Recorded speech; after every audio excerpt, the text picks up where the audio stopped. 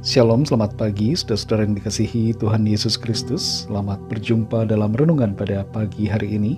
Saya ucapkan salam sejahtera buat saudara semua dimanapun saudara berada. Damai dan sukacita oleh Roh Kudus melimpah senantiasa dalam hati dan kehidupan saudara semua. Sebelum kita mendengarkan renungan firman Tuhan, mari kita siapkan hati dan berdoa. Bapa, dalam nama Tuhan Yesus Kristus, Bapa yang baik, Bapa yang penuh dengan kasih, kami bersyukur kepadamu Tuhan, oleh karena anugerah-Mu, perlindungan-Mu dari malam hingga pagi ini. Kembali kami boleh bangun di saat ini, semua karena kemurahan-Mu. Dan kami percaya Tuhan punya rencana yang baik bagi kami. Saat ini sebelum kami memulai aktivitas kami rindu diperlengkapi dengan kebenaran firman-Mu. Jamah hati kami Tuhan, agar mengerti dan taat pada setiap kehendak-Mu. Dalam nama Tuhan Yesus kami berdoa. Haleluya. Amin. Saudara yang dikasihi Tuhan, ayat renungan kita pada saat ini terdapat dalam Kisah Para Rasul 5 ayat yang keempat. Tertulis demikian. Selama tanah itu tidak dijual, bukankah itu tetap kepunyaanmu? Dan setelah dijual, bukankah hasilnya itu tetap dalam kuasamu?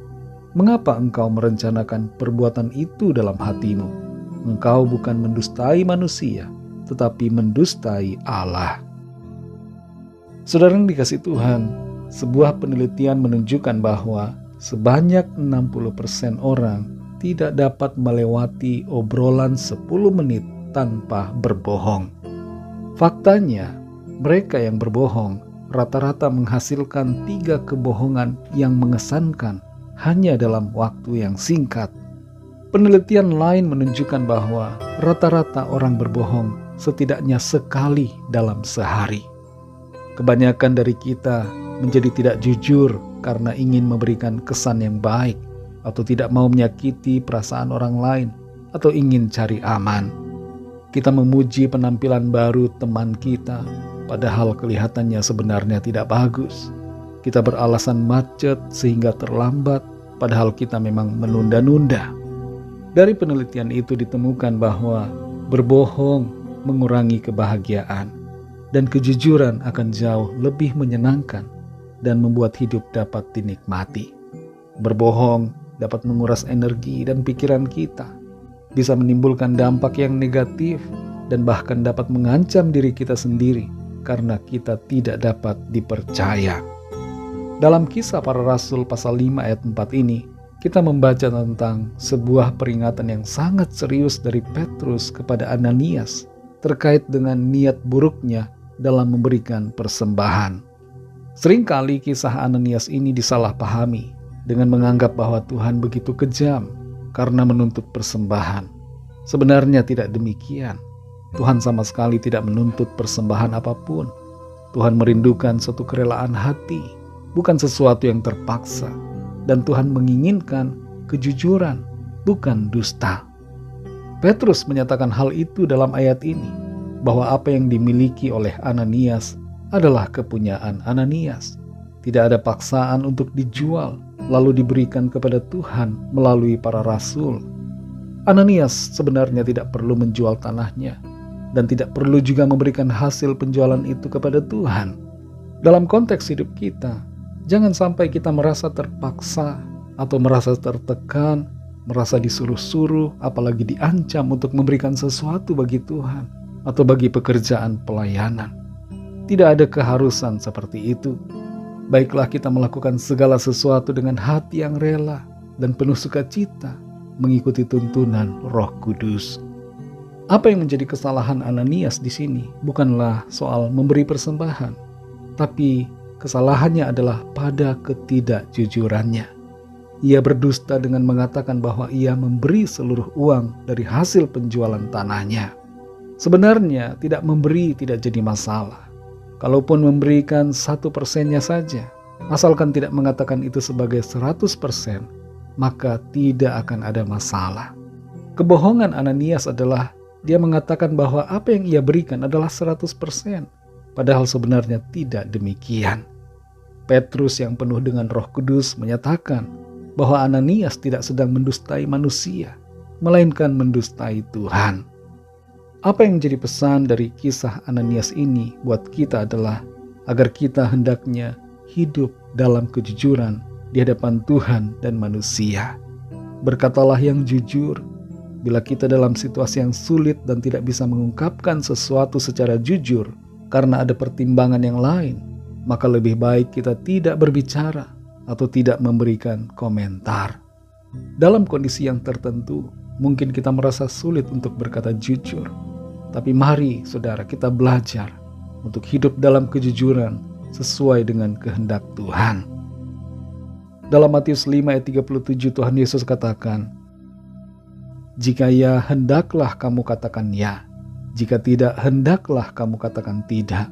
Apa yang lebih daripada itu berasal dari si jahat." Mari belajar menjaga perkataan kita agar tidak ada dusta dan kebohongan. Tapi yang senantiasa ada adalah kejujuran. Tuhan memberkati kita senantiasa yang hidup dalam kejujuran di hadapan-Nya. Mari kita berdoa. Bapa, dalam nama Tuhan Yesus Kristus, kami bersyukur untuk firman-Mu yang sudah kami dengar, yang mengajarkan kepada kami satu hal penting dalam hidup kami, yaitu sikap jujur, berkata benar, tidak berdusta, tidak berbohong di hadapan-Mu dan di hadapan sesama kami. Terkadang Tuhan kami akui kami merasa sulit, kami tidak mau menyakiti perasaan orang, kami ingin cari aman, kami mencari hal-hal yang memberi kesan baik. Tapi tolong kami Tuhan, supaya kami senantiasa hidup dalam kejujuran, sehingga tidak ada yang kami sembunyikan dalam hidup kami. Kami terbuka di hadapan Tuhan dan di hadapan sesama kami. Kami bersikap dan berkata yang jujur, berkata yang benar sesuai dengan kehendak Tuhan. Berkatilah kami Tuhan di sepanjang hari ini, pimpin kami dengan Roh Kudus-Mu, agar kehidupan kami, baik perkataan, pikiran, dan perbuatan, semuanya berkenan kepada Tuhan. Kami bawa kepadamu setiap pergumulan kami masing-masing. Biarlah Tuhan menjamah, melawat setiap kami, menyembuhkan yang sakit, menguatkan yang lemah, memberikan semangat baru kepada yang tiada berdaya, melepaskan yang terikat terbelenggu dosa dan kuasa kegelapan, dan memberikan jalan keluar yang ajaib bagi setiap kami yang sedang dalam persoalan. Kami percaya kami alami mujizat Tuhan, kami alami pertolongan-Mu, kami alami jawaban doa, kami alami lawatan Tuhan.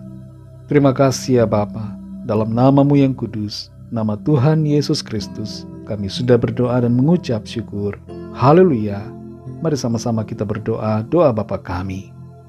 Bapa kami yang di sorga, dikuduskanlah nama-Mu, datanglah kerajaan-Mu, jadilah kehendak-Mu di bumi seperti di sorga. Berikanlah kami pada hari ini makanan kami yang secukupnya. Dan ampunilah kami akan kesalahan kami, seperti kami juga mengampuni orang yang bersalah kepada kami. Dan janganlah membawa kami ke dalam pencobaan, tetapi lepaskanlah kami daripada yang jahat. Karena Engkaulah yang punya kerajaan dan kuasa dan kemuliaan sampai selama-lamanya. Amin. Terimalah berkat Tuhan. Tuhan memberkati engkau dan melindungi engkau. Tuhan menyinari engkau dengan wajah-Nya dan memberikan kasih karunia. Tuhan menghadapkan wajah-Nya kepadamu dan memberikan damai sejahtera. Berkat anugerah dari Bapa Surgawi, cinta kasih karunia dari Tuhan Yesus Kristus, dalam persekutuan dan penghiburan Roh Kudus, menyertai kita semua sekarang ini dan sampai selama-lamanya. Dalam berkat nama Tuhan Yesus Kristus. Haleluya. Amin. Puji Tuhan, saudara yang dikasihi Tuhan, saya percaya firman Tuhan menjadi berkat dan kekuatan buat saudara semua. Dan Roh Kudus akan menolong saudara untuk lebih lagi memahami kebenaran firman Tuhan. Tuhan Yesus memberkati saudara semua.